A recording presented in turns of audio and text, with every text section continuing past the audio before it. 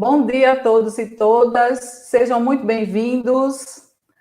Dando continuidade à nossa programação do ECMAT, estamos iniciando a mesa redonda que irá discutir a criatividade na matemática. Temos como professores convidados a professora doutora Lúcia Cristina Silveira Monteiro e o professor doutor Ricardo Braz. Mediando essa mesa, junto comigo, está a professora mestra Aila Gabriela. Professores, bom dia, sejam muito bem-vindos. Bom dia. Aila? Bom dia. Bom dia. Então, vamos apresentar o currículo dos professores, né? Primeiro, a professora doutora Lúcia Cristina Silveira Monteiro, é professora adjunta da Universidade Federal de Alagoas, possui graduação em licenciatura em Educação Física pela Universidade Federal de Alagoas, graduação em licenciatura em Matemática pela Universidade Federal de Alagoas, mestrado em Psicologia Cognitiva pela Universidade Federal de Pernambuco e doutorado em Educação Matemática pela Universidade de Anhanguera, de São Paulo, e está fazendo pós-doutorado na Escola Superior de Educação do Instituto Politécnico de Viana do Castelão, região do Minho, Portugal. Atualmente faz pesquisa na área do uso da criatividade no ensino de matemática. Professor Dr. Ricardo Antônio Faustino da Silva Braz, doutor em matemática no programa de pós-graduação em ensino de ciências e matemática do Departamento de Matemática da UFRN, mestre em ensino das ciências pela Universidade Federal Rural de Pernambuco e graduado em licenciatura plena em matemática pela Universidade Federal Rural de Pernambuco.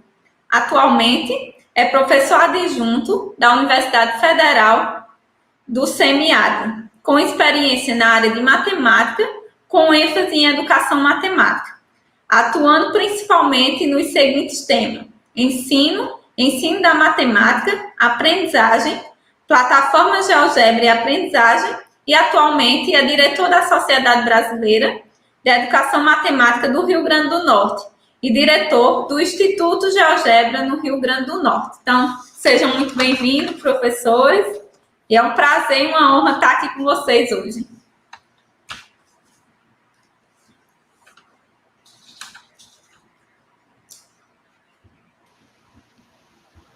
Microfone.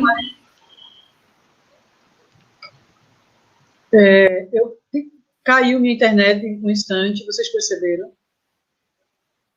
Já está na minha hora. Sim, sim, mas... Entrei agora e não vi nada. Não ouvi nada, desculpa. Sim, professora Lúcia, nós iremos iniciar a discussão trazendo a professora Lúcia com o tema Uma abordagem semiótica para o desenvolvimento da criatividade em matemática.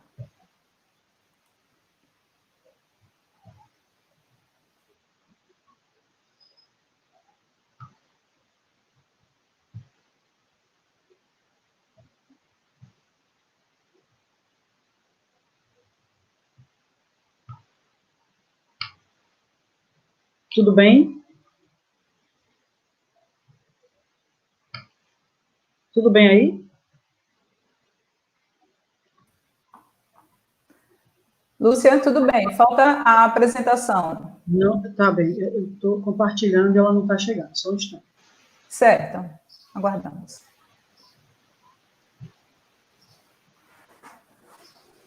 Já estamos? Só um minuto, pronto. Já está. Conseguimos? Sim, sim. Então, boa tarde, gente. Obrigada ao convite pela participação no evento. Então, eu venho aqui hoje apresentar, para contribuir com o evento, esta palestra que nós intitulamos Abordagem Semiótica para a Didática da Matemática e o Desenvolvimento da Criatividade. Não é? A justificativa para a construção dessa palestra, né, vem do quadro tradicional todos nós conhecemos, que é uma predominância das abordagens propedêuticas na educação básica e na educação superior, né, nas graduações e pós-graduações. Os processos cognitivos nesses diferentes níveis de escolaridade que são explorados é basicamente a memorização. A matemática é apresentada como um jogo de regras e fórmulas prontas. E as atividades predominantes que nós encontramos é de atividade simbólica sem construção de significado, né? E essa abordagem predominante, ela é através de exercícios ou também chamados como problemas fechados, né? Então, para fazer abrir um debate com relação a essas modalidades que a gente executa, todos nós executamos, aprendemos nesse formato e temos inquietações muito grandes a respeito disso. Eu busquei montar uma tese das teses, né, dos trabalhos que eu venho produzindo, que é propor a complementaridade na circularidade das interpretações da matemática para o desenvolvimento da criatividade. Como é que a gente vai fazer isso? Como é que eu pretendo fazer isso? Apresentar os paradoxos e os experimentos mentais na matemática como momentos que na matemática provocam uma tensão lógico-retórica muito importante para o desenvolvimento da matemática.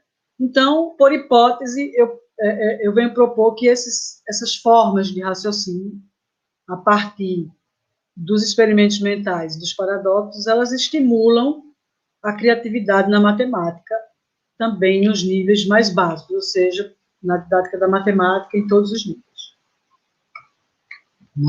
Então, para desenvolver a proposta, em termos de teorias, nossas bases teóricas, elas, na verdade, elas estão iniciadas desde o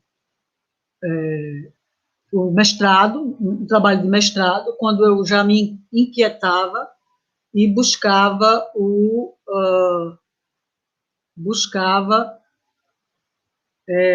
aprofundar os conceitos fundamentais da matemática, né? Nesse sentido, eu trabalhava lá em 2003, já as metáforas dos conceitos de infinito na educação matemática, tentando desvendar os mistérios das dízimas periódicas que não apresentavam geratriz, e com isso eu já estava mergulhada nos conceitos, nas bases, né, fundamentais da matemática, estudando Coran, Hobbes, Caraça, e o Lakoff e Nunes também, que dá uma base muito forte nesse sentido, trabalhando as metáforas do infinito, e vem concluir, eu diria assim, o trabalho nesse sentido, uma proposta mais elaborada e sistematizada, com a tese de doutorado, Sentidos e Significados para uma abordagem semiótica em educação matemática, fazendo uma análise das discussões sobre as interpretações do paradoxo de Zenão. Então, como é que a gente vai apresentar isso aqui para vocês de uma forma resumida? Né? Apresentando conceitos de criatividade, né, de professores e educadores e pesquisadores de uma maneira geral, cientistas da área, interessados, conceitos de criatividade em Georges Polya, em Vygotsky, né, e o conceito de abdução em Peirce, que traz para a gente uma reflexão muito interessante do ponto de vista da filosofia das ciências, que é esse raciocínio, né, chamado abdutivo, que é interpretado como sendo momentos de criação.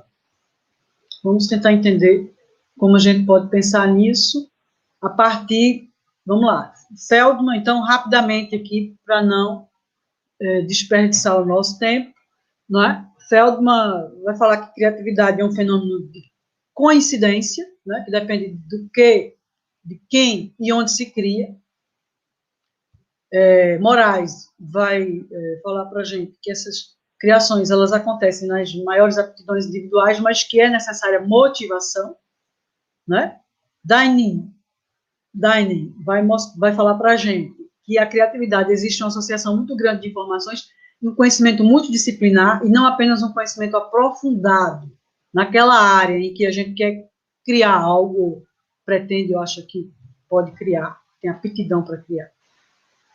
E Vale vem concluir, né, trabalhar a questão de Vygotsky, que a criatividade é uma combinação de um pensamento sintético e analítico, que é uma complementaridade também apresentada pelo professor Michael Ott, que é o grande epistemólogo, né, da didática da matemática, da complementaridade.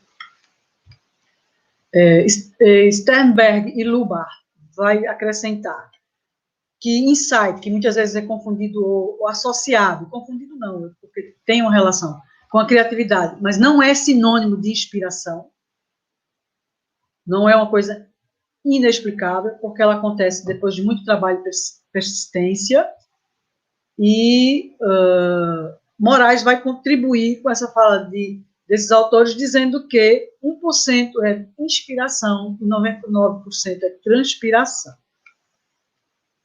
Cropley vai falar para a gente que há uma dimensão subjetiva, né, sobre o que é criatividade, e essa dimensão subjetiva está relacionada ao contexto histórico, né? Depende do professor que avalia, do crítico de arte, e até uma comunidade acadêmica que tem suas limitações pelos métodos investigativos, né? E que filtram na sua contemporaneidade, que é ou não é criativo. Podemos citar como exemplo Leibniz e Newton, que não perceberam, né, os louros de sua glória, ou não viveram a tempo de perceber a grande criação. À época, foram confundidos com loucos, e que criaram fantasminhas, que eram as razões incrementais, que apareciam na teoria, na grande teoria do início do cálculo diferencial. Então, Moraes, portanto, afirma que criatividade é um fenômeno de coincidência, porque é coexistência de fatores dessa relação do indivíduo com o meio, né? Assim, a atividade é fruto de percurso de trabalho, busca de conhecimento, persistência, avaliações, reavaliações, manutenção do trabalho no sentido do objetivo pretendido, mas que o que nos interessa, que é muito interessante citar, é que é um fenômeno que pode ser explicado. Vygotsky, né, no seu trabalho sobre criatividade em crianças e adultos, ele vem falar que criatividade é uma atividade combinatória. Ele vai fazer um contraponto com as atividades de reprodução, né, que necessárias, porque o cérebro não aguentaria viver criando, né, 100% do tempo. Então, nós precisamos das atividades reprodutoras, né, repetitivas, para descansar o cérebro. Mas que a atividade de criatividade, atividade combinatória de criatividade, ela existe, todos têm, não é? E é uma forma de se adaptar a novas situações. E ele define como sendo a ação de combinar, mudar e criar algo novo. E ele vai falar também da questão da necessidade da experiência prévia, não é? E que é uma função vitalmente necessária, não é? E os ambientes, a importância dos ambientes para a promoção da criatividade, citado por ele, por Polia e por outros mais contemporâneos, né, mais recentes. Outra perspectiva mais filosófica sobre a criatividade vai surgir na visão epistemológica, né, ou filosófica, a filosofia de Peirce, né, Charles Peirce, que é o grande lógico da semiótica.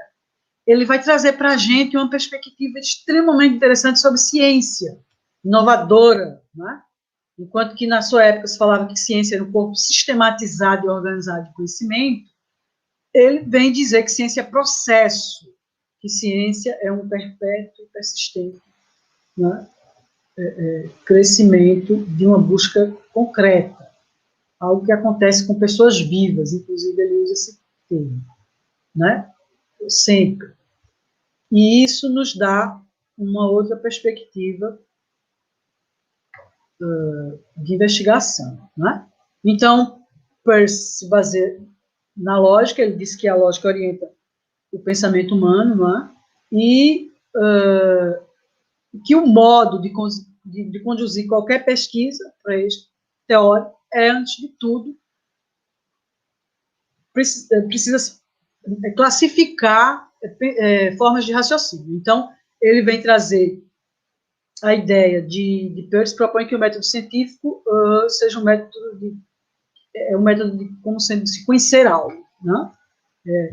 E ele vem falar que todo método de busca de conhecimento deve ser a partir da indução, dedução e abdução, né?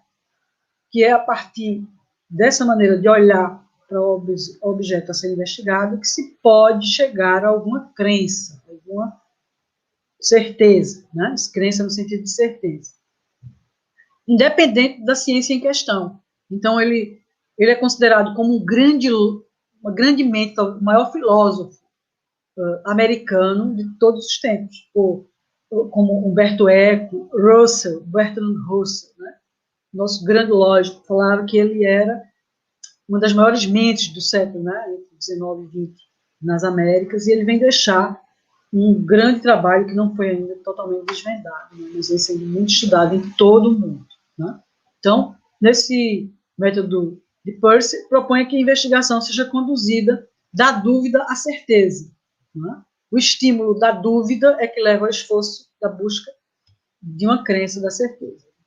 E a esse esforço denominamos investigação, que é um estímulo da dúvida, como sendo um único motivo que nos leva a buscar uma certeza, uma crença. Ele vem falar para a gente que na ciência há 3 tipos fundamentais e diferentes de raciocínio, que é a dedução, indução e retrodução, que é a abdução. Não é? Esse termo ele é muito estudado, tem o trabalho de Souza, que é um trabalho sobre a hermenêutica, a interpretação do pensamento de Peirce, que ele vem falar esses sentidos de abdução, que retrodução é verificação, é adoção provisória de hipótese. E em muitos trabalhos recentes, a interpretação da abdução de Peirce surge nesse sentido. Tá? Então, é uma adoção de hipóteses, né? É aquilo que origina uma coisa, é uma adoção probatória de uma hipótese. A abdução ela é originária quando há o fato de ser o único tipo de argumento que começa uma nova ideia. Né? Ele chega a dizer que toda inferência, né, em abdução, dedução e indução, pode ser apresentada como a chave de uma lógica crítica. Então, ele tem uma proposição, ele tem uma proposta muito ampla a respeito da investigação. Né? E hoje ele é muito considerado nas bases da didática da matemática. Então, em outro momento, em outra fala, nos seus trabalhos, né, desenvolvidos, chamados Collect the Papers, né, deixados por Charles Peirce, então tem muita coisa. Alguns estão em CDs, foram estudados por Souza, né, e outros autores que vêm estudando, mas o trabalho de Souza ele é uma pesquisa muito interessante, porque ele vai na interpretação, no sentido hermenêutico, no grupo da professora Bicudo, lá em Rio Claro, e é muito promissor tudo que ele deixa, os resultados que ele deixa para a gente, em termos de interpretação. Então, Santaella vai falar que o método científico, que nasce da relação da abdução, dedução e indução, advém de uma lógica universal que habita no coração de todas as metodologias. Santaella é a maior pesquisadora de Peirce nas Américas, não é? E brasileira, de São Paulo, ela é um referencial no mundo, né, sobre pesquisas em Peirce, tá? Então, mais uma vez, no sentido, a abdução aparece no sentido de presunção, né? Ele mesmo diz que ele propõe o nome de abdução, que é pressupor, prever, fazer um juízo antecipado, provisório, enquanto não se prova o contrário, ou afirma, foi dito, né? Mais recentemente, encontramos pesquisadores como Yu, né, que sistematiza dizendo que a abdução cria, a indução verifica e a dedução explica, fazendo uma referência ao construtor da ideia do pensamento abdutivo, que está em Peirce, obviamente. Então, nós temos essa fase, né, Pimentel e Vale, né, que são outros pesquisadores que usam, que justificam muitos dos seus trabalhos a partir das ideias peircianas, fala que ele apresenta a abdução como uma fase criativa de hipóteses, da produção de hipóteses exploratórias, e como sendo essa fase evidente, né, quando as ideias aparecem na mente. Então, mais uma vez, aparece aí esse momento criativo. Rivera e Beck vai falar que os processos cognitivos abdutivos escolhem uma hipótese, introduzem uma nova ideia também, né? E Silva vem falar que os pensamentos abdutivos, eles valorizam a criatividade e a possibilidade de produção de conhecimento. Então, a questão da interpretação em Peirce é um dos aspectos. O pensamento de Peirce, ele vai caminhando por tríades, né? Ele acredita que existe as tríades da compreensão, da interpretação das coisas.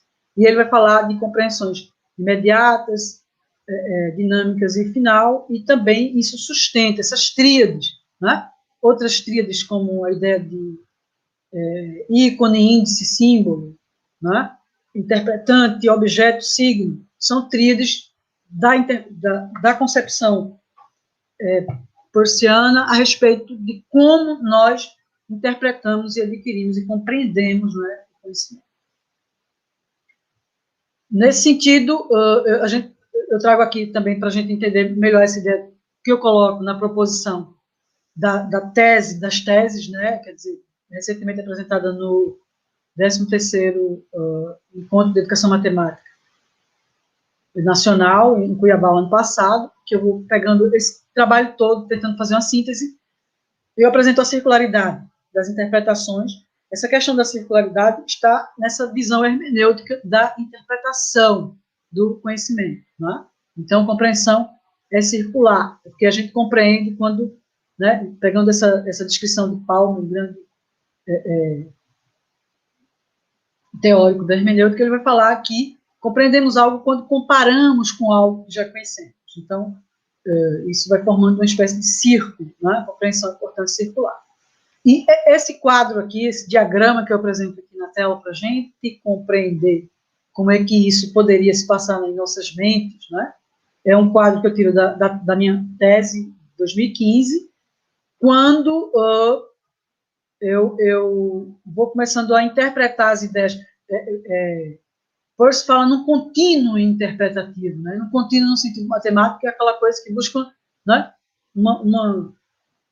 não tem buracos, quer dizer, a gente completamente, o contínuo matemático, a ideia da interpretação em Peirce, nessas tríades infinitas. E aí eu apresento esse quadro circular, que está aí na tela, né, nos aparece no lado direito, que é a visão dessas tríades peircianas, no sentido da primeira segunda idade, terceira idade, ícones, índices, símbolos, objeto, interpretante, signo, as tríades peircianas, né, em suas interpretações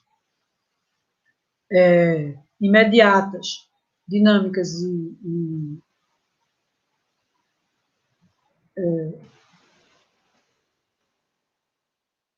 imediatas, dinâmicas e finais, mas esse final não é um final, tá? É um final que está relacionado ao novo começo, e é bom a gente está muito claro isso nas falas de Santaella, nos tratados de Peirce, né? Essa interpretação final, ela não é um fim, ela é um completamento pontual, né, que dará um novo quadro teórico interpretativo para um outro momento, né, em outro quadro interpretativo. Então, essa visão ela é muito importante para esses trabalhos que a gente vai discutir aqui, e eu vou apresentar também a importância da gente destacar aqui, nesse trabalho, em tudo que eu venho produzindo, né, pesquisa, ensino, extensão, a mesma importância que a gente dá à arte de resolver problemas, que nos fala Polia,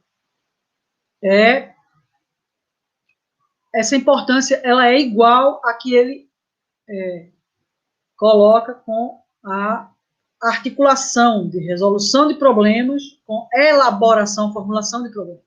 Isso é muito importante a gente compreender, tá? Então, outros autores apoiados em Polia, tomando a abdução como um dos raciocínios fundamentais no processo da criatividade, né, vem mostrar que tudo isso facilita avaliar os critérios das dimensões da criatividade, que é a fluência, a flexibilidade e a originalidade, né, que é esses são dimensões que são encontradas em muitos autores e depois vocês podem dar uma olhada na bibliografia. Né? Aqui embaixo nós temos, nas práticas tradicionais, eu não preciso, né, já falei lá no começo, a gente tem essa visão do problema fechado, que é uma única resposta, né, num único sentido, pronto e acabado. Então, também existem outras visões que falam que tem problemas abertos, que tem múltiplos processos de solução, mas a resposta a ser encontrada também é única. Isso também é um detalhe, mas a gente fala em problemas abertos que têm múltiplas respostas. Esses são também muito importantes para o processo da criação. Então, eu começo a estudar para entender esse processo de criação na didática, possibilidades de processo de criação na didática da matemática, dentro da própria história da matemática, né? A gente vai encontrar, desde das crises da escola pitagórica, com a escola de Parmênides, que construía uma dialética com a escola de Pitágoras, dizendo, mas se isso for assim, não vai dar certo. E propõe as aporias de Zenão. Eu gosto desse termo porque não coloca os problemas levantados por Zenão exatamente como paradoxos, mas como aporias, que são núcleos, interpretações que criam uma tensão lógico-retórica e impede que o sentido seja único. Né? Aristóteles mesmo não via o paradoxo. Mas o que nós percebemos é que esses momentos, né, críticos para a matemática acadêmica, vamos dizer assim, os grupos que se consideravam, né, a academia matemática, eram muito tensos, mas, na verdade, eram os pontos onde havia muita criação, muita matemática era criada. Então, eu venho trazer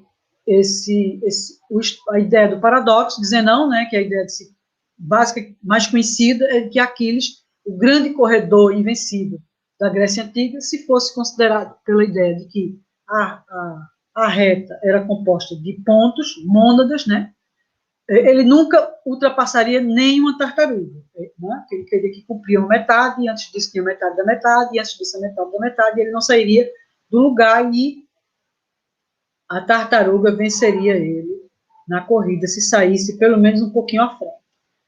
E, obviamente, que muitas questões nós não vamos discutir filosoficamente o paradoxo de Zenão, mas o Coiré, que é um grande filósofo da atualidade, né, trabalho muito interessante de 2011, está lá na bibliografia, depois vocês podem pegar, ele vem interpretar o paradoxo de Zenão como questão de função, né? Pontos que a posição de Aquiles e a posição da tartaruga, né, onde eles vão se encontrar. Né? Então, onde Y se encontra, estando a tartaruga se movendo a uma velocidade AX. E pronto, e ele caminha por aí. Né?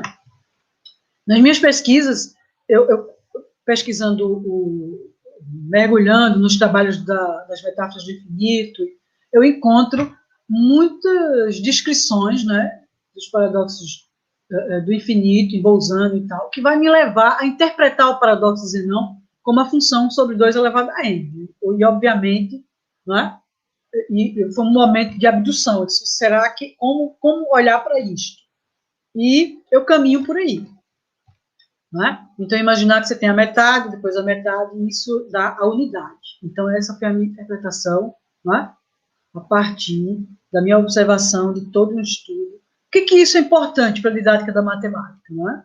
É que isto vai me fazer olhar para a ideia de Zenão na perspectiva da atualidade, como a gente poderia levar esse tipo de problema para os nossos alunos, elaborar problemas para eles também elaborarem problemas, e a partir daí a gente criar uma grande discussão em torno de toda a teoria matemática que a gente tem hoje. Então, no evento de 2013, do evento nacional, não é, de educação matemática, eu vou apresentar perspectivas para a educação matemática na interpretação da variação do problema, apresentando os problemas dizem, não, assim, se eu tiver uma área, minha unidade agora é uma área, eu divido ela em metades, metades, metades, está claro numa abstração que a gente chama de experimento mental, que esta soma dessas áreas que eu vou dividir em metade, ela vai dar a minha unidade. Então, e com isso a gente produzindo muita matemática, né? Então, depois, outro problema que surge nesse aspecto é, se essas metades forem juntinhas, né, do mesmo objeto, que tem essa área 1, essa minha unidade de área, qual seria o meu perímetro? Então, a análise de que uma área pode permanecer convergente, né, e o perímetro ir para o infinito, e continuamente crescendo. E outros problemas, né, tentando elaborar uma visão mais significativa em outros contextos, né, uma discussão mais ampla sobre esse problema que está na tela. Se eu tiver uma obra de arte e eu quiser distribuir ela por 20 metros de sala de perímetro, é possível, né? Que tamanho tem que ser essa minha obra de arte quadrada, que eu possa distribuir e ir preenchendo o perímetro? Outro problema que surge é como representar um conjunto de polígonos cuja metade não existe. Interessante que quando eu produzi esse problema, eu via o outro paradoxo, né? Aquele do mais um, menos um, mais um, menos um. E será que essa soma converge? Né? Uma ideia para a gente começar a analisar isso. Quer dizer, no caso, menos meio, mais meio, mais meio, menos meio, mais meio, ou o contrário. Então, e outros problemas, né? E se essas subdivisões fossem colocadas em softwares de geometria dinâmica, o que é que estaria sendo usado, né? Em termos de conceitos, em termos de software, a limitação do software, e tudo isso, como a gente trabalhar. Então, essas investigações me levaram já, né, a outras investigações na minha prática docente, né, que é elaborar problemas para os nossos alunos elaborarem problemas a partir de situações como essa que está aí colocado na tela, pegar um famoso quebra-cabeça conhecido por todos como Tangram chinês e dizer, em vez de diminuir para metade, agora vamos dobrar, né? Assim, primeira questão é, será que isto é um plano? Não, isso representa um plano, mas é um sólido baixinho. Então, uma discussão em torno de uma geometria euclidiana que é colocada de forma axiomática, né, a abstração a respeito do plano reto e ponto, e toda uma questão. E a produção desse material que vai conduzindo a outras elaborações e mostrando claramente que são problemas que admitem as dimensões da criatividade, como fluência, flexibilidade, elaboração, né? E outros problemas vão surgindo a partir daí, quer dizer, pensar em trabalhar, sabendo que tem um quadrado, colocar um quadrado dentro do quadrado levou a gente a séries geométricas e outras razões, né? Em duplo sentido, né? Outras razões, descobrimos uma progressão geométrica aí, trabalhando a partir das frações, a razão 1/8, né? O quadradinho tem 1/8, é a fração de 1/8 da área do quadrado total, e pensar nesse quebra-cabeça, né, sabendo que eu posso construir todas as peças com o próprio Tangram, nas suas razões próprias, né, cada um. Então, tem peças que estão à razão de 1/4, de 1/8, de 16avos, e construir Tangrams nessa razão para preencher o Tangram, né? Isso é muito interessante, a gente vem trabalhando um pouco nisso, fazendo esses trabalhos de influência, promovendo, analisando essas dimensões da criatividade. Novamente surge o problema do contorno, perímetro infinito e tal, né? A complementaridade, ela aparece naturalmente nesse tipo de abordagem, né, em busca dos raciocínios indutivo, intuitivo, porque faz parte do pensamento humano. Em rápidas pinceladas, eu trago esse quadro para propor matemática como atividade semiótica, não é? Porque a complementaridade no sentido de Otti é a perseguição de explicações de um fenômeno universal em suas manifestações particulares. E Otti apresenta a matemática como ciência dos signos, e assim a matemática como uma atividade semiótica, ou seja, produção de símbolos, né, para interpretações. Então, eu coloco aí os experimentos mentais, né, que são esses problemas colocados, essas ideias colocadas que revelam contradições no sistema do nosso conhecimento, também muito importante para essa proposição da complementaridade na circularidade do conhecimento matemático, né? E a hipótese vai se comprovando ao longo do trabalho. Isso aqui é um experimento mental que a gente encontra na história da matemática, né? Claramente aí o dobro do quadrado. A tela parou aí na apresentação, né? O dobro do quadrado, tá? Então, nós temos o dobro do quadrado, voltando aqui, que parou aí, voltando na tela, essa tela aqui é o dobro da área do quadrado, não é? Daqui a pouco ela aparece, ela está pulando aí, pois bem. Então, e eu já penso em como você pode trabalhar isso com puzzles, né, quebra-cabeças, criando, a partir dessa ideia alimentada por essa atividade semiótica feita nos tangrams, nos conhecidos, né, quebra-cabeças, né, que podem ser vistos até como jogos, brinquedos, e esse processo interativo, não é, que cresce, não é, em outras atividades que, por conta do tempo, eu vou acelerar, depois a gente pode voltar. Essa ideia, né, de buscar, aqui a gente já entra com uma outra teoria matemática, que é encontrar os pontos que jogam um poliedro a uma esfera, né, a produção da bola. Então, e o que nos, apresentando aqui, resumindo para vocês, o que nos pode levar a crer que esta produção, ela é, de fato, fluente, flexível e original e pode levar a elaborações, né? Provoca momentos de abduções. Eu trago um trabalho de Diofanto, que a gente vai encontrar lá em Garbe, né? A respeito das equações algébricas, que ele faz um experimento mental. Está aqui um triângulo, tá aqui um retângulo, essas áreas retangulares, se eu subdividi-las em 4 áreas e a soma, e somá-las, obviamente que eu vou ter, isso é feito como experimento mental, né, obviamente, se eu somá-las, eu vou ter a soma inicial, o lado A vezes o C, já que eu tenho uma área, um trabalho empírico muito, e ele vai desenvolver isto aí de uma forma brilhante e vai mostrar para a gente que o produto de menos vezes menos é mais, não é? Organizando, obviamente que a parte da aritmética não aparece nos trabalhos, mas a sua dimensão, a álgebra como dimensão da aritmética, como generalização da aritmética, não é? Trabalhando, manipulando aquelas igualdades, aquelas áreas e mostrando ao final que aquele produto do menos vezes menos, por uma compatibilidade lógica, haverá de ser mais, porque senão a área não é real, não é um conhecimento, não, o experimento mental não vai combinar com a realidade. Então, nesse sentido, a gente já pode ver uma produção, não é, de expressões numéricas e algébricas a partir do experimento a prova de Diofanto, né, que é essa ideia de crescer essa possibilidade de expressões numéricas, expressões algébricas, trabalhando essa dimensão da elaboração, tá? Então, vou pular essas coisas, tá? Então, é isto.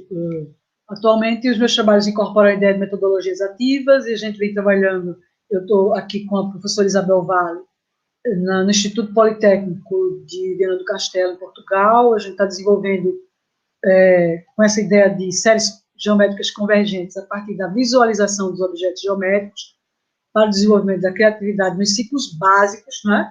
Vem explorando formação a partir de uma ideia que eu iniciei na Universidade Federal de Alagoas, quando a gente trabalha com as planificações de Tangram, né? Para a elaboração de histórias, com os pedagogas, né, numa disciplina de metodologia da matemática com graduação de pedagogia. Outras transformações no Tangram que leva a gente a essa formação agora no Instituto Politécnico de Viana do Castelo, tá?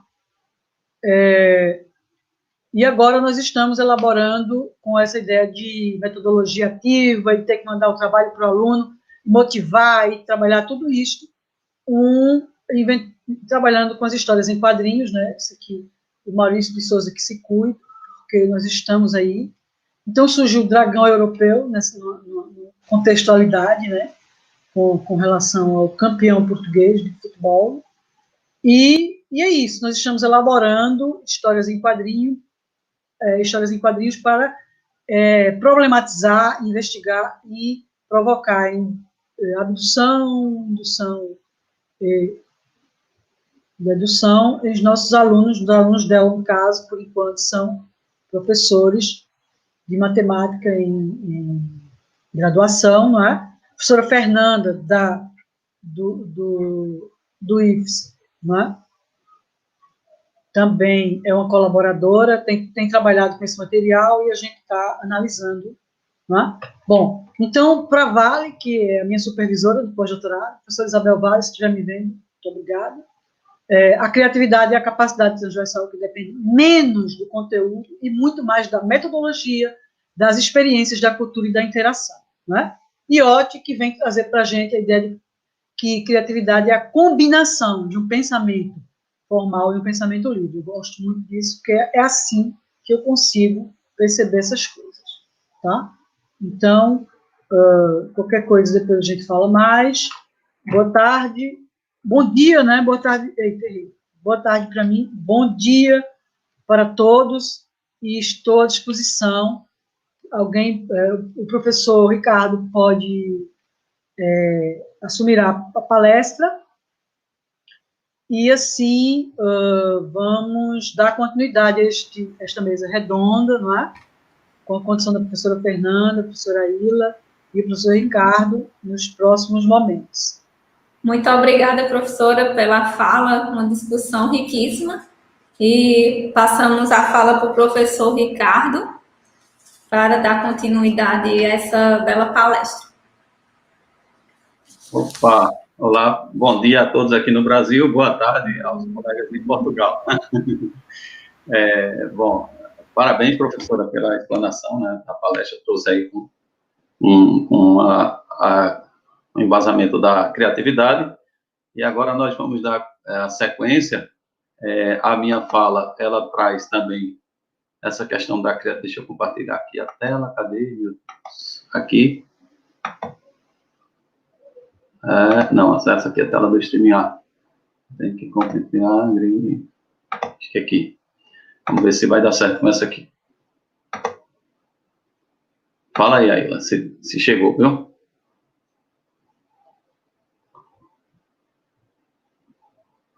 Tá compartilhando, Aila? Tá sim, deu certo. Deu certo? Tá ótimo. Tá. Então, a gente começa a nossa fala, né, trazendo aí a proposta que era a criatividade na matemática. Nós vamos trazer aí uma abordagem com a tecnologia educacional.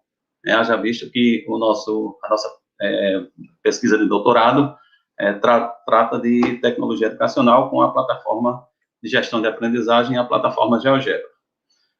A gente vai iniciar essa fala, né, trazendo aí algumas provocações, digamos assim, né, criatividade matemática, aí a gente fala como fazer, e faltou aí a interrogação, perdoe. Né, como fazer essa criatividade matemática, né? Onde é que a gente vai vislumbrar dessa criatividade matemática no nosso ponto de vista? Ela pode vir da questão da criatividade do professor, né, do estudante, né, e isso pode estar articulado na hora que o professor vai, então, elaborar uma situação didática para levar essa proposta para a sala de aula. Então, existe toda essa relação de criatividade, que a professora já trouxe aí alguns conceitos, e essa relação de criatividade para a gente levar isso em sala de aula.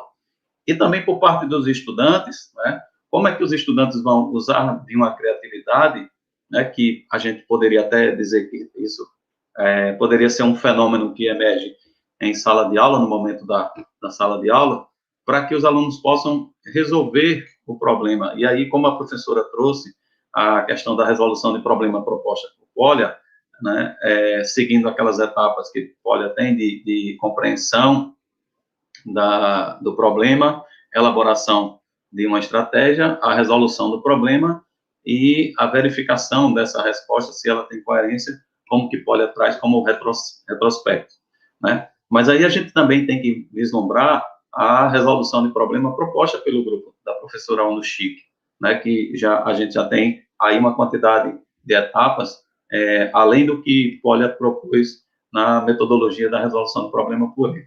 No grupo da professora Lourdes Ono Chique, a gente já tem a matemática, né, o ensino da matemática através da resolução do problema, né, que é uma proposta que tem mais etapas e é uma proposta que, de certa forma, exige bastante criatividade do professor e também aguça a criatividade nos estudantes, né? Então, de que forma a gente tem essa criatividade na matemática, né? Para quem e por quê, são provocações que a gente traz para a gente discutir nessa mesa, né? É interessante que depois a gente abra o debate e a gente comece a discutir dessa forma a criatividade na matemática, né? E como podemos atestar a criatividade matemática, né? De que forma validar essa criatividade matemática em sala de aula, né? Seria, do ponto de vista do professor, a criatividade seria aguçada na elaboração, por exemplo, de uma situação didática, na qual o professor tem que se preocupar ali com o conteúdo que ele vai trabalhar, né? O tempo também que vai ser distribuído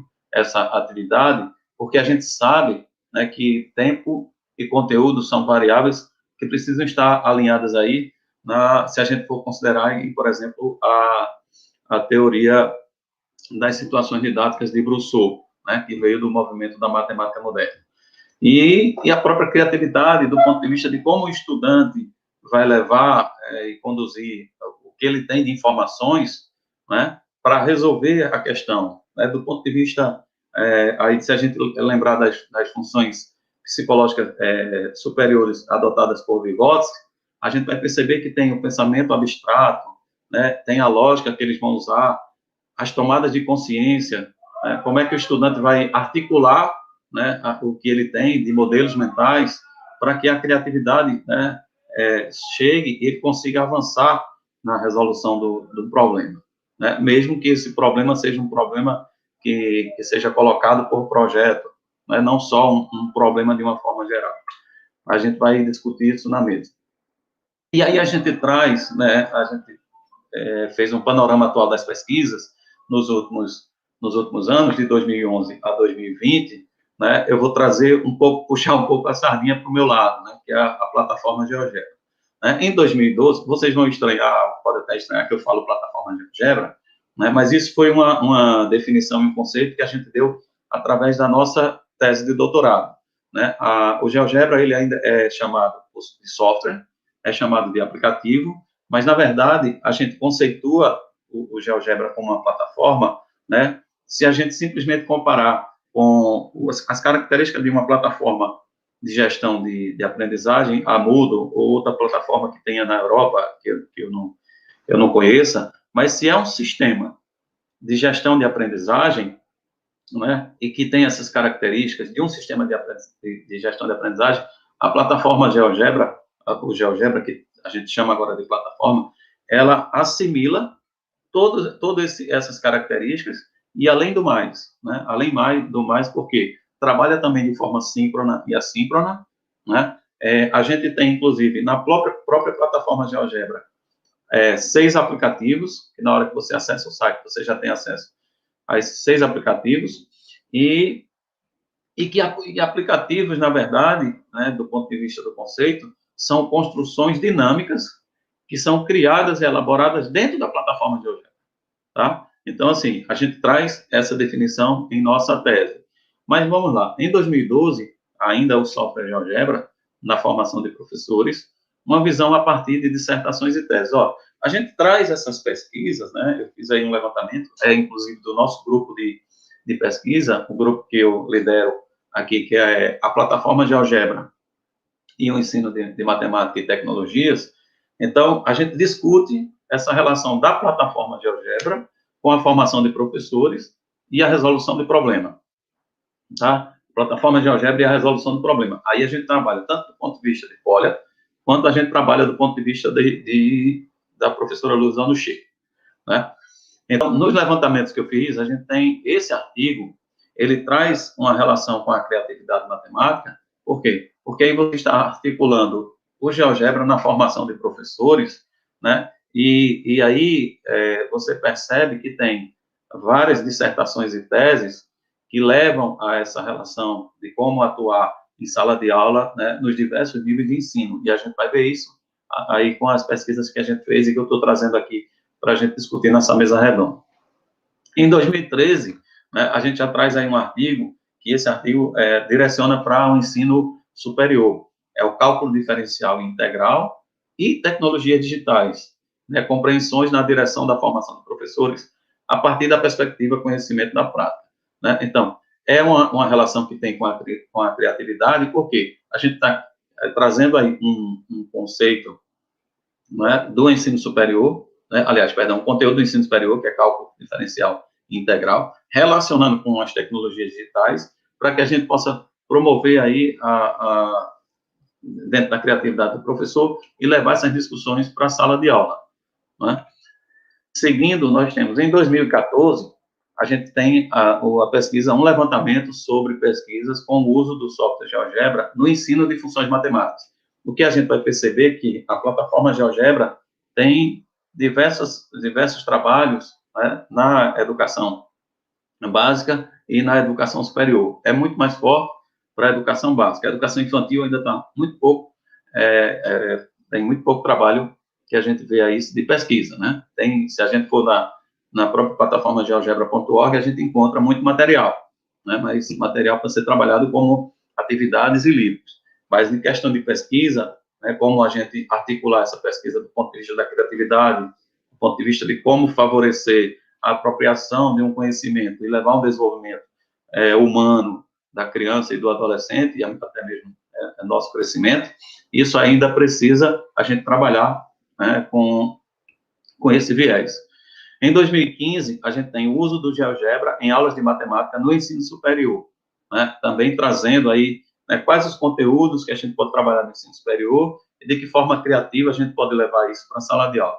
Ora, a ferramenta vai mostrar para a gente diversos comandos e diversas formas de a gente trabalhar isso.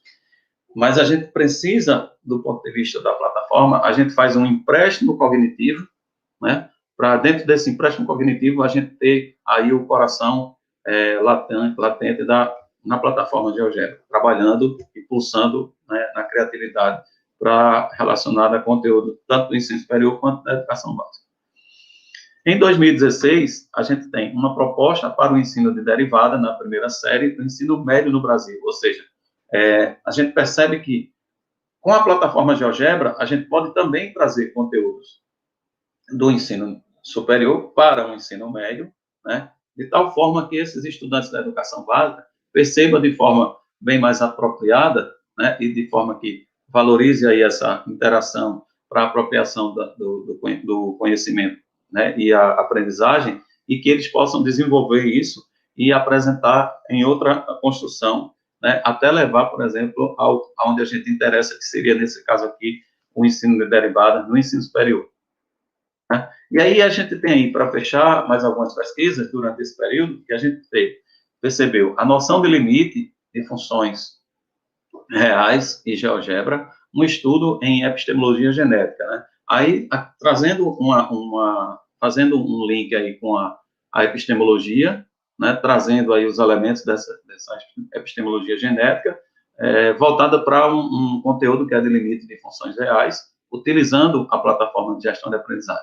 Então, há uma criatividade, né, relacionada para que os professores consigam abordar esse conteúdo em sala de aula. Em 2018, a constituição de ambientes colaborativos de aprendizagem em ações de formação continuada, 2 pontos, abordagem experimental com GeoGebra. Ora, ambientes colaborativos, interativos e participativos são ambientes em que a gente vê, né, essa questão da criatividade, tanto do professor como dos estudantes, né, ela entra em ebulição. A gente consegue perceber que existe uma tendência de a necessidade de aprender voltada para o interesse e a motivação. Isso articula com que os estudantes levem a apropriação do conhecimento, né, por toda essa esse acompanhamento que a gente tem, essa relação em termos de criatividade na matemática. E, por fim, em 2019, a gente traz tendências em tecnologias digitais no ensino da matemática reveladas no Encontro Brasileiro de Pesquisa em Educação Matemática. Né? Ora, diversas tendências em tecnologias digitais que vão dar subsídios aos professores para que, de uma forma, eles usem da habilidade e da criatividade para levar esse conteúdo para a sala de aula, mesmo que seja em tempos de pandemia, né? Porque a gente tem aí como trabalhar de forma síncrona, mas também de forma assíncrona, né? E a plataforma GeoGebra, ela permite que você faça isso, né? Criando um ambiente aí, né? Você elabora uma atividade, cria uma atividade, depois você cria uma sala de aula com o Classroom, né? O que você consegue aí trabalhar com os alunos dessa forma, até mesmo acompanhando a construção dos estudantes e ajudando ele de uma forma interativa. Seguindo, né, a gente tem aí, a gente traz aqui um problema, onde nesse problema, para a gente discutir aqui a questão do gesto, né, a questão da semiótica, né, e a gente traz um problema histórico, baseado na teoria histórico-cultural, que é um problema em que os estudantes se deparam com isso, né? E aí diz o quê? Em nossa região, 2 operadoras de telefonia móvel, que são representados por A e B, oferecem planos de telefonia para seus usuários com as seguintes condições. A operadora A oferece os serviços com um custo de R$ 2,30 pelos 3 primeiros minutos, R$ 4,40 para 6 minutos, R$ 6,50 para 9 minutos, R$ 8,60 para 12 minutos.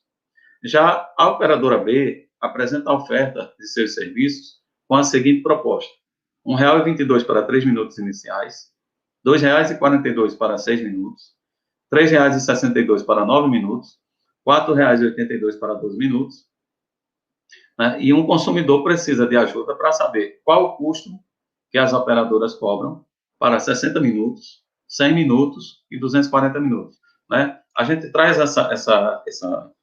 esse problema, que é justamente um dos problemas da nossa tese, onde nesse problema a gente apresenta para o estudante uma forma verbal aí de representação de uma função, né? E que aí a gente tenta provocar o estudante e entender de que forma ele vai usar os artifícios da criatividade para chegar na solução desse problema.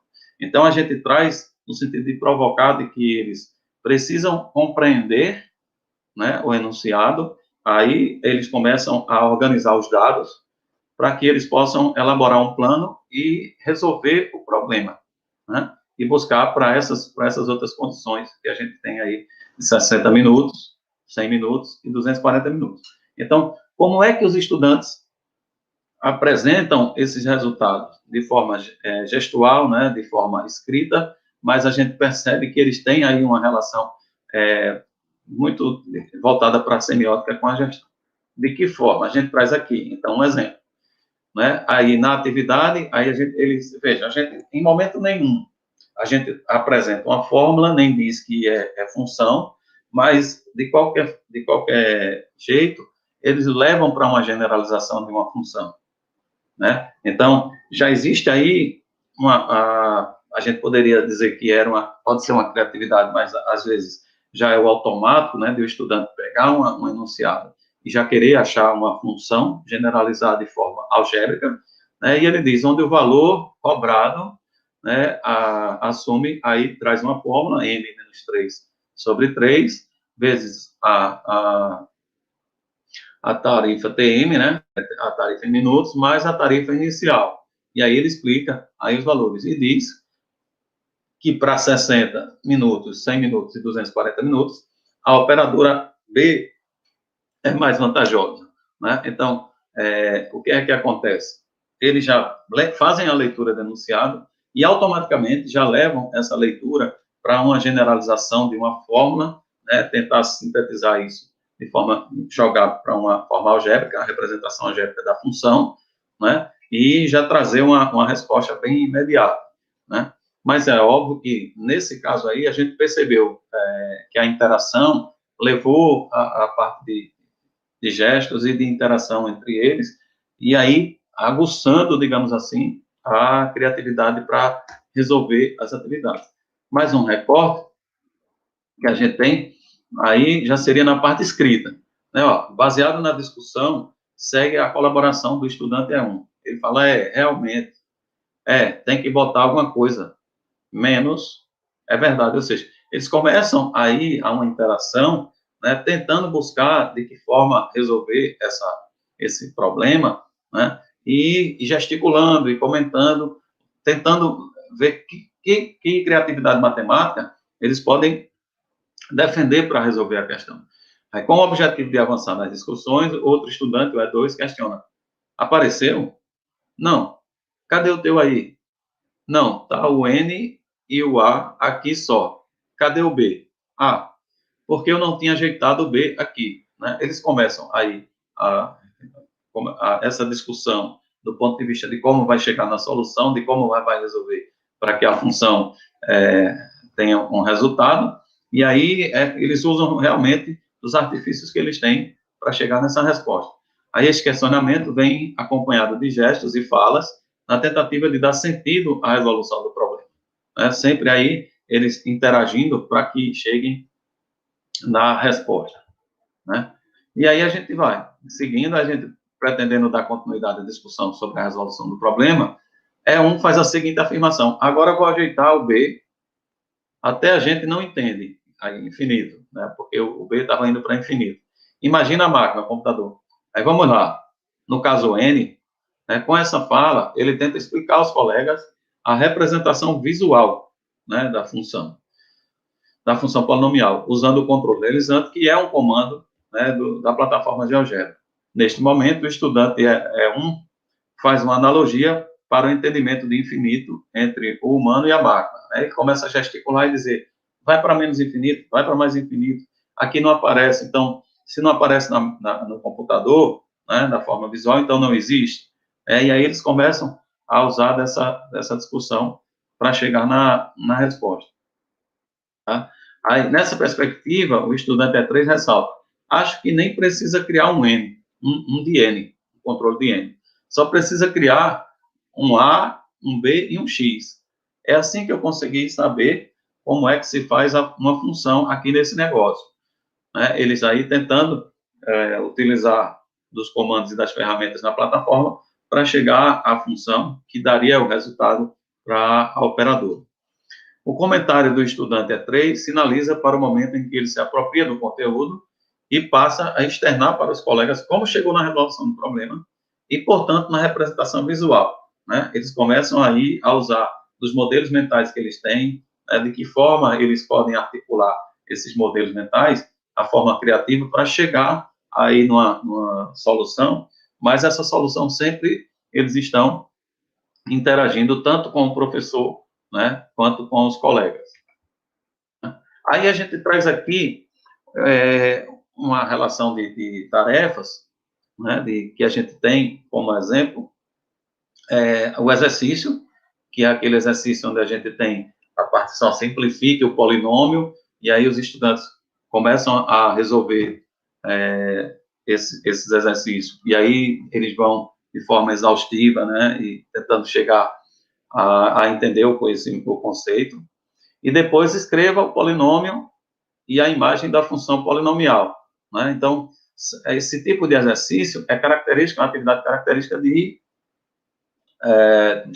do tradicional, né? Do movimento tradicional de ensino. Então, nessa tarefa, exercício, eles trazem aí só uma relação tradicional do ensino. A outra tarefa que a gente tem é o problema, né? E aí a gente traz o problema da operadora, em que, no problema, eles precisam aí juntar os dados, elaborar um plano para executar esse problema. Então, aí a gente não representou fórmula nenhuma, né? Nenhuma representação algébrica da função, mas levou eles a fórmula, levou eles a montar a tabela, né? Aí representações de funções, né? Que, na verdade, para eles, é como se a representação fosse a fórmula algébrica. Falou em função, é uma fórmula algébrica. E alguns perguntavam, mas como é que a gente vai criar uma fórmula aqui? Né? Como é que vai aparecer uma fórmula aqui? Vamos organizar os dados, vamos organizar em tabelas, vamos organizar, enfim. para que a gente chegue aqui em um resultado. E aí a tarefa de investigação, né, que é uma tarefa aí que a gente traz do exemplo do livro de Malbataan, né, essa tarefa de investigação, os estudantes precisam, além dos dados que tem na tarefa, buscar informações além da proposta no enunciado, para que eles possam resolver. Então, se a gente for ver do ponto de vista do exercício, existe uma forma criativa e atuante para se resolver, né, onde eles vão estar ali trazendo a questão da repetição, né, para poder mecanicamente chegar a um resultado, mas eles não fazem muito essa articulação de Polya, né, das etapas de Polya, por exemplo, nem do Chick. O problema já leva a uma relação tanto da questão do tratamento que é dado pela metodologia da resolução do problema de Polya, como pela a metodologia de ensino através da resolução do problema de Ono-Chick, né, onde eles vão aí elaborar uma sequência para resolver, discutir com os colegas e chegar num resultado. E, além disso, a tarefa de investigação. Essa, sim, é que eles precisam sistematizar, ou usando a metodologia de Polya, ou usando, por exemplo, a metodologia de Ono-Chick, tá? E aí a gente traz algumas relações da teoria histórico-cultural, né, de Vygotsky, como a gente falou aí, a questão das relações das funções superiores, né, do comportamento intencional, né, da memória lógica, ou até mesmo as tomadas de consciência, dentre outras funções psicológicas superiores, né, que essas funções, elas de fato, né, servem para a gente como forma de embasamento, para que a gente possa aí usar da criatividade matemática, né, e trabalhar com questões histórico-cultural, né, questões que envolvam os estudantes do ponto de vista partindo dali do interesse, né, que eles tenham interesse, para que esse interesse leve aí a uma motivação e a apropriação do conhecimento, tá? E se a gente for ver a teoria, por exemplo, a teoria histórico-cultural, a proposta Fouillon-Pierre, que seria a teoria da atividade, aí a gente já tem justamente essa relação da necessidade de aprender, né? Aí a gente vai ter uma motivação, um motivo para aprender, e aprender um determinado conteúdo. Então, se o motivo e o conteúdo eles estão bem relacionados, aí a gente pode levar a uma apropriação do conhecimento, né, por meio de atividade. Do contrário, isso seria apenas uma ação, e aí não levaria aí à aprendizagem e ao desenvolvimento da criança. E a metodologia, como a gente já trouxe, do ensino da matemática através da resolução do problema, na proposta por Ludwig Ono-Chick e seus colaboradores, onde a gente tem aí, partindo do problema, né? O problema, você propõe um problema para uma turma, e aí os estudantes, a gente separa ele em grupos, dá a formação dos grupos. Em seguida, existe a leitura individual, né? Cada um faz a leitura do problema. Depois existe a etapa de leitura coletiva, para que eles avancem na resolução do problema. Né? Feita a resolução do problema, aí eles vão para a etapa de debate entre eles, discussões, né? Para que, em seguida, a gente leve isso para o quadro, que é a plenária. Então, os grupos colocam lá no quadro, né, as resoluções que eles conseguiram elaborar, cada grupo, e aí a gente leva para a plenária, para a discussão de qual a solução que chegaria a formalizar o conteúdo, e aí o professor vem e formaliza, né, e se for o caso, propõe um novo problema, e aí a gente vai seguindo nessa metodologia, né, em crescimento do ponto de vista da aprendizagem e desenvolvimento, né, seguindo aí o ciclo proposto até mesmo por Vygotsky. E aí a gente traz, a gente falou das teorias anteriormente da metodologia, como forma de tecnologias educacionais, né, a própria plataforma GeoGebra, né, que é uma plataforma que a gente tem aqui, que a gente trabalha com seus comandos e ferramentas, né, é uma plataforma que a gente pode usar em qualquer sistema operacional e também pode ser instalada nos smartphones, né, e nos tablets. E de forma gratuita, né, você trabalha tanto offline quanto online, E, além disso, a gente tem como articular os conteúdos matemáticos com elementos matemáticos para usar em sala de aula, né? Como eu falei, com atividade ou até mesmo com um livro. A plataforma GeoGebra é uma ferramenta que vem validar bastante essa parte da relação do conteúdo com o estudante em sala de aula, e muito mais agora, nesse momento que a gente vem atravessando de pandemia, né? Para que os estudantes tenham acesso aí aos conteúdos, a gente consegue dar aula utilizando dos comandos das ferramentas da plataforma GeoGebra. E um sistema de gestão de aprendizagem, que pode ser qualquer um. Aqui no Brasil, a gente tem o Moodle, né, como um sistema também de gestão de aprendizagem, né, tem outros sistemas e outras plataformas que a gente se articula, né, aí para tratar desses conhecimentos matemáticos. Então, por fim, né, a gente chega ao fim, agradecemos a todos os integrantes da organização do sétimo Encontro Cajazeirense de Matemática, né, agradecer a professora Kícia pelo convite, a professora Ila, né, e a professora Fernanda, e a todos que estão contribuindo aí para a organização do evento, e agradecer também a quem teve a paciência de nos ouvir, né, até esse momento, e estamos aí à disposição para as perguntas, né, que a parte importante da mesa é que a gente faça essa discussão, né? Eu deixo aqui os meus contatos, tá? O meu Gmail, prof.ricardobraz@gmail.com. Atualmente eu estou na diretoria da SBEM do Rio Grande do Norte, estou como diretor do Instituto GeoGebra no Rio Grande do Norte. Aí deixa aí o canal do YouTube, Instagram, né? O SBEM _RN, GeoGebra Instituto _RN, e o meu telefone de contato. E fico à disposição de vocês para as perguntas. Nós é que temos a agradecer a brilhante discussão dos professores, professora Lúcia, professor Ricardo, uma brilhante discussão sobre a criatividade. E aí dizer que a professora Lúcia trouxe uma fala em que ela discute a criatividade, né, na perspectiva semiótica e filosófica, trazendo a importância de se resolver problemas e elaborar problemas, trabalhar com problemas abertos, que têm possibilidades a respostas para o desenvolvimento da criatividade, né?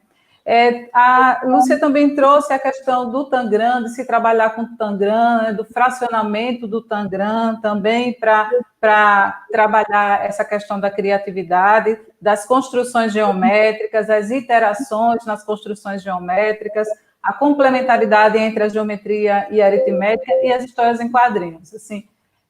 Belíssima discussão, belíssima fala.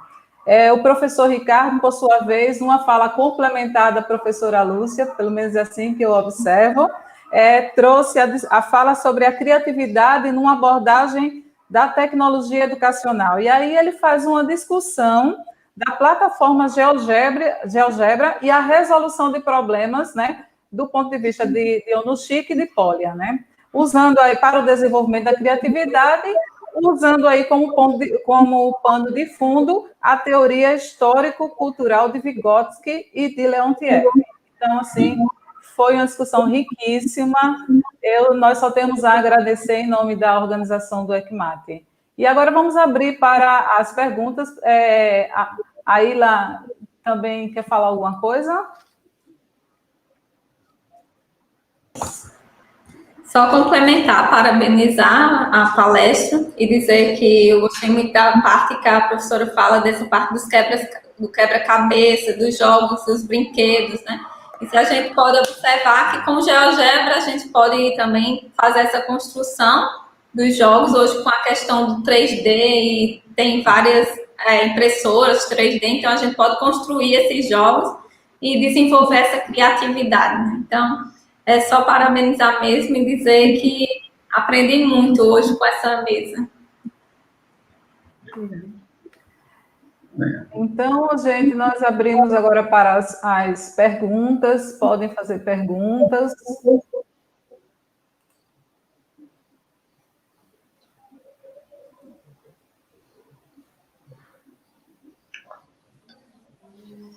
Enquanto o pessoal se organiza aí para fazer as perguntas, eu teria uma pergunta a fazer para os dois professores.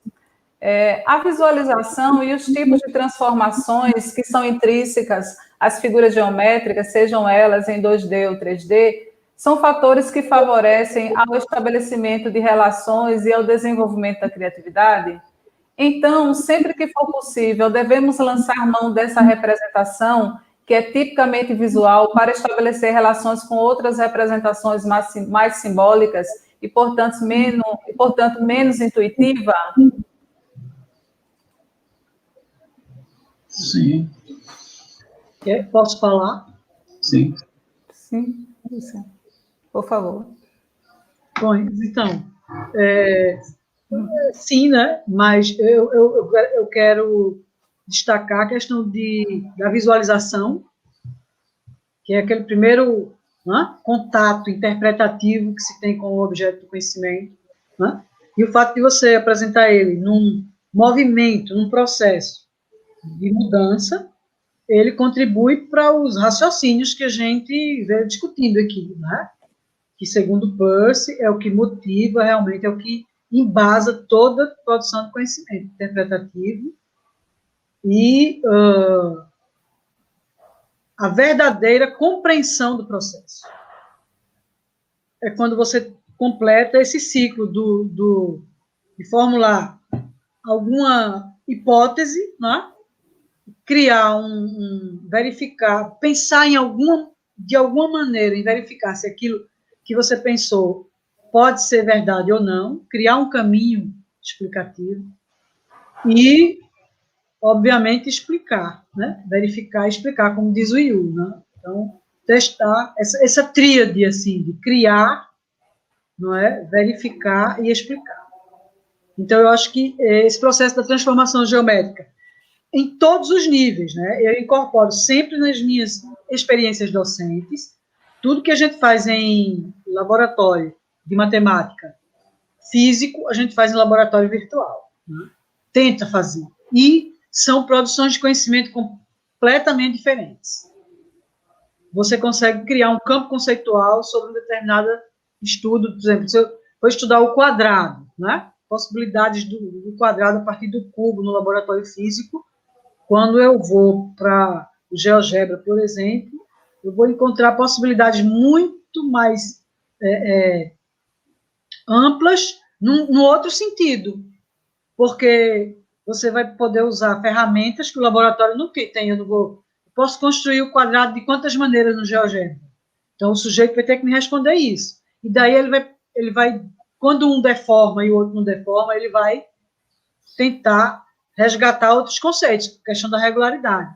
Porque, por incrível que pareça, com as experiências que a gente tem, a gente descobre que o aluno de matemática, graduação, nos últimos semestres, não consegue definir, conceitualizar, descrever o que é um sólido regular. Então, essa coisa é muito mais... A questão conceitual é muito mais complexa do que a gente pode imaginar. Entendeu? Então, o trânsito pelas representações é uma coisa sim, necessária. E o envolvimento, a produção simbólica, né? Para que o próprio sujeito consiga se questionar diante do seu próprio produto, vamos dizer assim. Tá bom? Complementando aí a fala da professora Lúcia, um dos ganhos da plataforma GeoGebra é essa coisa da representação visual, né? E a gente sabe que quando o estudante percebe essa construção, ele define ali modelos mentais através de um campo conceitual, onde esses modelos eles vão gerar outras representações e outros significados, né? Na hora que o estudante se depara com outras situações e que ele mentaliza, esse modelo aqui trouxe elementos matemáticos, né, e que ele mesmo percebe que na hora que está trabalhando com GeoGebra e que tem o controlerizante, que é um dos comandos que facilita a gente ver a relação que a construção tem, né, de como vai variar por exemplo, em um cubo variar o volume pelos elementos, o comprimento, altura e fazer essas variações, ele consegue ali transcender essas relações de conceitos da matemática por intermédio de uma visualização. E aí a gente consegue trazer isso, como a Ilha falou aí, até mesmo em forma 3D, numa cortadora laser ou numa impressora 3D, que é o que a gente já tem, né? Que a plataforma GeoGebra a gente consegue fazer com que a gente construa modelos dessa forma. Então, só para vocês terem um exemplo, como exemplo, na Universidade Federal de Campina Grande, existe um projeto, que esse projeto, ele tem uma parceria com o Ministério da Saúde, e eles conseguiam, na época, quando eu visitei lá o projeto, eles conseguiam fazer parte do crânio, traqueia e mama. Né? Porque cidade do interior tem muito acidente com moto. Eu não sei se em Portugal é assim, professor. Mas aqui tem muita moto no interior, então tem muito acidente de moto. E aí, o pessoal da enfermagem e da medicina fazia essas coletas de dados, leva lá para o laboratório, né? Eles fazem lá as medidas e o protótipo, e depois faz a peça, a prótese, para implantar no paciente. Então, assim, quando a gente passa de uma visualização, da simples construção de um cubo, que você pode aí variar, como eu falei, a altura e relacionar com volume, comprimento relacionar com volume, ou mesmo se a gente pega aí um cilindro, onde varia o raio e a altura, e você faz aí a variação que você percebe e que vai atender as suas necessidades, isso aí aguça bastante o conhecimento do estudante para ir além. Né? Para vocês terem uma ideia, aqui no Nordeste, eu acho que, eu não falo nem Nordeste, mas já pode ser um problema até do Brasil todo, não sei, na Europa, mas a gente tem um problema muito forte que chama estiagem, né, que o pessoal chama de seca, mas o problema não é seca, o problema é estiagem. E essa estiagem, ela leva em torno de 8 meses, em média, por ano, nas cidades que não chegam com água. Só a chuva, ou então o carro que vai levar. Né? E tem uma das integrantes do meu grupo de pesquisa, um dos integrantes da pesquisa, que é do interior, e falou o seguinte: lá em casa a gente usa 500 ml de água em 2 dias. Né? Então, como é que a gente pode provocar os estudantes, levando uma proposta como essa, de como é que você construiria uma cisterna, uma caixa d'água, para atender uma família de 4 pessoas, 6 pessoas, e que isso conseguisse aí atender ao período de estiagem. Quando os meninos levam isso para a plataforma GeoGebra, imediatamente eles conseguem vislumbrar aí qual seria o tipo de cisterna. É uma cisterna de base circular ou é uma cisterna de base quadrangular? Enfim, né? Então, assim, a questão visual na plataforma GeoGebra é uma das representações mais significativas que a gente pode ter nessa plataforma. É o que mais enriquece o ensino e a aprendizagem na plataforma, que é a questão da visualização. Agora eu quero chamar a atenção, licença, professor Ricardo, posso falar? Sim, Lúcia. Eu só quero completar a questão que a Fernanda coloca, que a visualização, a professora Isabel Vale é defensora, e eu, obviamente, estou aqui porque também sou, do processo inicial ser através da visualização ou dos sentidos, né? Porque, vamos pensar no cego, tem que tocar. Você tem que ter o objeto que faça sentido no sentido utilizando os sentidos, né? A visão, a percepção a partir da visão, ela é, obviamente, um prêmio que a gente nem percebe o quanto é precioso. Mas a condução da produção de conhecimento, ela deve continuar no sentido usado por Peirce, né? Provocando, a gente precisa continuar a provocar. E todos esses elementos que o professor Ricardo coloca aí, do contexto, do interesse de uma população em resolver os seus próprios problemas, devem ser os elementos para essa provocação, para o sujeito passar pela verificação e pela explicação do seu próprio resultado, quer dizer, da busca da sua resolução do problema, não é? Isso é o que move a pesquisa, quer dizer, você vê o ensino, pesquisa e extensão como uma coisa única, faz parte de um único processo, onde o objeto, né, o fenômeno estudado, ele tem várias representações e que os sistemas formais, eles precisam ser estimulados a serem tanto conhecidos como produzidos, né? Porque nós não temos sistemas semióticos fechados. Nós temos sistemas semióticos que existem, que faz parte do nosso arcabouço, vamos dizer, histórico-social, para que nós possamos, termos condições de continuar essa semiose, não é, de produção de conhecimento, em todos os níveis, principalmente, no caso da formação do professor, né, nos níveis da explicação, não é? Valorizar tanto ele, desenvolver melhor os níveis de suas próprias explicações, que é uma questão de semântica mesmo. O professor de matemática não ensina o aluno a ler um enunciado, a produzir um enunciado. Isso que é importante. Então, produzir problemas é tão importante quanto resolvê-los por conta disso também. O sujeito precisa entender, né, como colocar o problema para poder interpretar o problema também. Então, a gente tem que pensar nessas fases construtivas do processo de apreensão do conhecimento, interpretação e apreensão mesmo, compreensão, né, que são fenômenos que são diferentes, né? Interpretar não é compreender. Para compreender, ele precisa passar pelas fases Peirce diria assim, pelas fases da verificação, né, ou indução, né, e da explicação, tá bem? Eu acho que a gente tem que focar muito nisso, no processo de elaboração de discursos didáticos de comunicação do conhecimento matemático, qual o nível for, e com qualquer modalidade. Temos...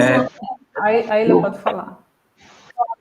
Pronto. Como desenvolver a capacidade criativa do nosso estudante com a BNCC, que foca em competência e habilidades de uma forma mecanicista, no caso o Zé Marcos perguntou. Quer falar alguma coisa, professor Ricardo? Olha só, essa forma mecanicista, professor José Marcos, quando eu trago aqui na minha fala a questão de tarefa como exercício, né, é uma provocação, e eu acho que a gente deveria pensar nesse sentido, porque, veja, precisa eu ensinar a tabuada perguntando para os estudantes quanto é 2 vezes 3? 2 vezes 3, 2 vezes 4, 2 vezes 5. Será que não tem uma forma, né, que a gente possa, de fato, usar a competência e habilidade? Né? Vamos pensar no seguinte exemplo. Eu não sei de onde o professor José Marcos mas eu vou tomar por base a minha referência aqui. Né? Digamos, eu estou aqui em Natal, no Rio Grande do Norte, e eu preciso me deslocar para uma cidade chamada Mossoró, que é uma cidade do interior aqui do Rio Grande do Norte, ou para Caicó, ou qualquer que seja a cidade. E vocês mentalizem aí uma distância de uma cidade, onde vocês estão para outra cidade. E aí eu pergunto, Zé Marcos, é o seguinte, e a todos vocês, Zé Marcos e demais, é o seguinte, eu preciso me deslocar daqui para Mossoró, de Natal para Mossoró, e eu gostaria de saber de você quanto é que eu gastaria para ir até essa cidade. Veja, o que é que essa questão traz? Ela traz um fato de que aí vocês podem pensar, não, Ricardo vai sair daqui para Mossoró, ele vai de carro, ele vai de ônibus, ele vai de avião, ele vai a pé, vai de bicicleta, vai de cavalo, de que forma ele vai? Ele vai de carro, o carro é gás natural, o carro é álcool, é a gasolina, ele vai de alternativo, ele vai de ônibus. Então, quanto é que eu vou gastar? Existem várias formas, né, várias respostas para essa pergunta. Então, eu quero completar... E aí, o que é que acontece? Eu estou dizendo, então vamos voltar aí, tentar fechar a pergunta do José Marcos, para a professora concluir. Eu diria o seguinte, eu saindo, a minha solução seria, Ricardo está saindo de Natal a Mossoró, ele vai de ônibus, a passagem de ônibus é, sei lá, R$80. Então, eu vou gastar 1 vezes 80. Mas agora vai eu e mais 3 pessoas, 4 vezes 80.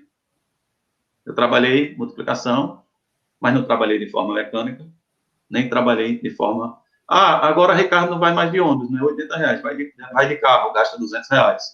200 vezes 1, 200 vezes 4. Ou é 200 dividido por 4. Então, assim, não precisa a gente precisa, na verdade, usar dessa criatividade, né? Como ele pergunta, como desenvolver a capacidade criativa do nosso estudante, que foca em competência e habilidade de uma maneira mecanicista. a gente tem que tentar usar da criatividade, né, para não ficar no método tradicional e empacar nessa forma mecânica. Existe aí uma forma de você articular o conhecimento, né, com outros métodos.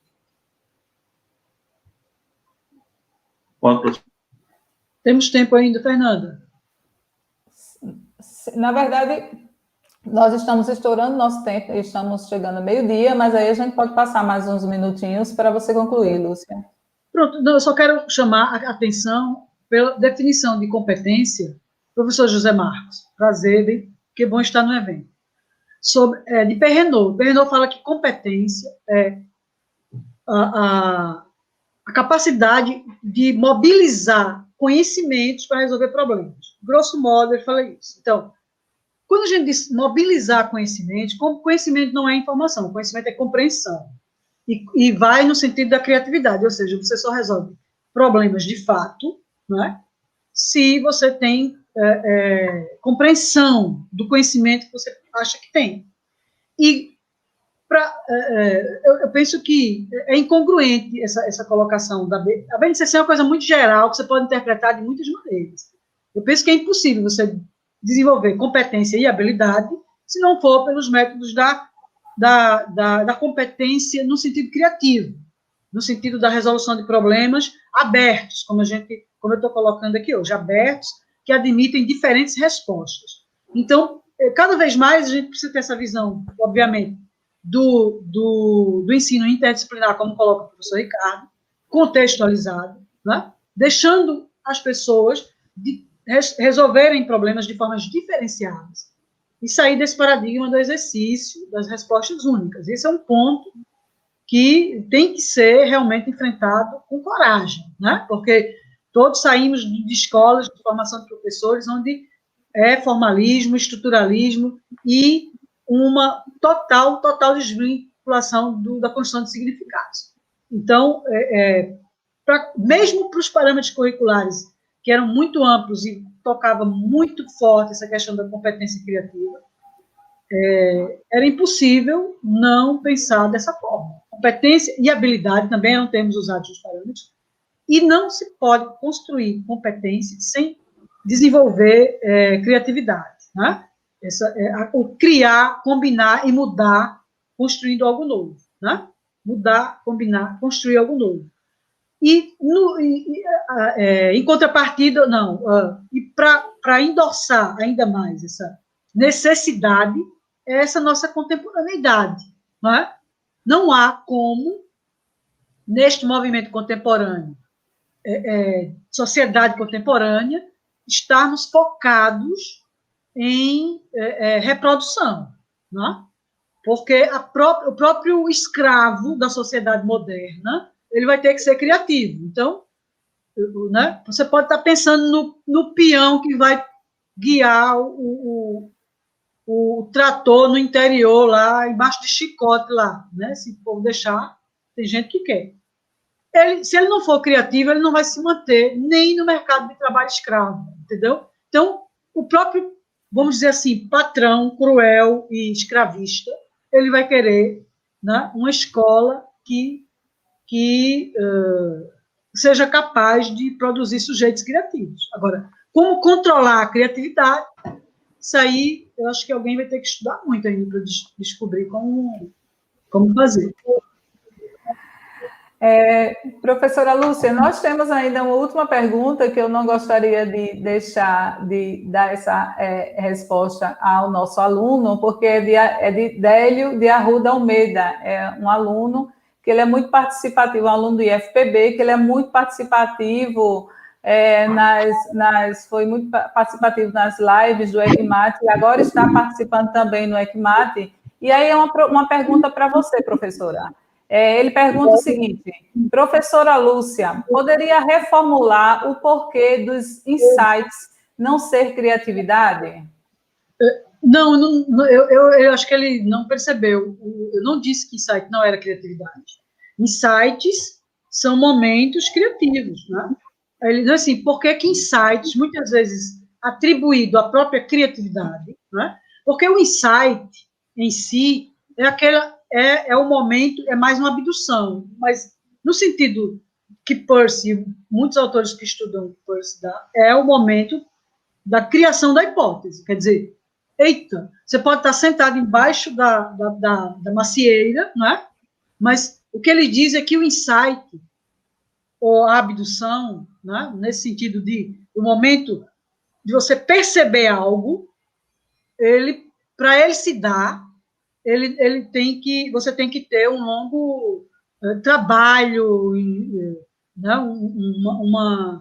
Um grande envolvimento com aquele momento da criação. Muitas coisas foram produzidas antes, né? Em termos de busca de conhecimento, de pesquisa, de compartilhamento, né? Tem muito o autor que fala que a criatividade se dá muito, você precisa de um ambiente colaborativo para você ser melhor, para a criatividade fluir mais fácil. Então, por isso que estar com os pares que têm interesses comuns é tão importante, né? Encontros como esse, momentos de interação, de uma maneira geral. Insights são esses primeiros momentos. Agora, a criatividade, ela vem com a indução, quer dizer, com a verificação e a explicação, né? Senão, um insight ele não é uma criatividade em si. Vamos dizer que o insight ele é o primeiro passo, né, ele cria um momento, o insight ele dá um primeiro salto para a criatividade final, vamos dizer assim, onde você precisa, no sentido matemático, criativo, né, de uma verificação, um caminho para verificar e explicar. Ok.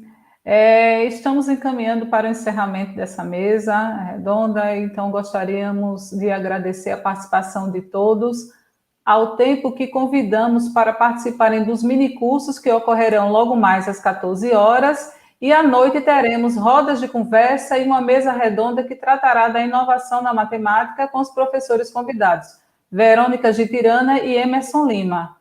Então, eu gostaria agora que os professores dessem as palavras finais para que a gente pudesse encerrar a nossa mesa.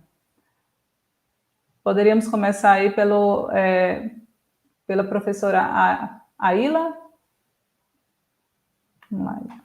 Agradecer a participação de todos, a presença da professora Lúcia, né, de Ricardo também, e dizer que as contribuições, como eu já falei, foram riquíssimas, né, e a gente só contribui e aprendeu cada vez mais. Professora Lúcia? Pela ordem alfabética. Bom, um agradecimento. Nosso campo de trabalho é este, né? Mais um campo de trabalho, encontros virtuais. Vocês estão ensinando, né, as pessoas essa possibilidade de não ficarmos isolados no sentido da academia, né?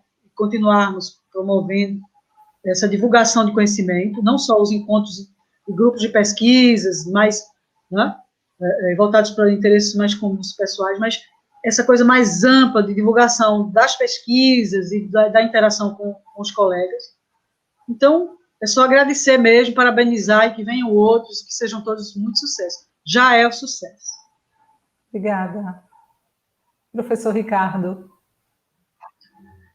Bem, eu também gostaria de agradecer aí também a professora Lúcia Monteiro por essa palestra, né, e que a gente aprende bastante aí com toda essa discussão. Fernanda também, muito obrigado, né, por mediar aí com a Aila a mesa. Agradecer a Kícia pelo convite e dizer que vocês podem contar comigo para os eventos de vocês, né, e que a discussão foi muito boa, a gente aprende sempre, né, dessa forma, né, e muito mais nesse momento de pandemia, mas que a gente está trabalhando 3 vezes mais do que o modo presencial. Muito obrigado aos que também participaram da mesa, né, pelas perguntas, e que os meus contatos também estão abertos, né, e se vocês permitirem fazer a divulgação do Congresso Brasileiro do GeoGebra, pode ser? Sim, professor, com certeza. Tá. Nós teremos de 24 a 27 de fevereiro, né, de 2021, de forma presencial, o segundo Congresso Brasileiro do GeoGebra, né, com a participação, inclusive, do professor da Espanha, o professor Agostinho Carrilho, e dos demais pesquisadores do GeoGebra aqui no Brasil.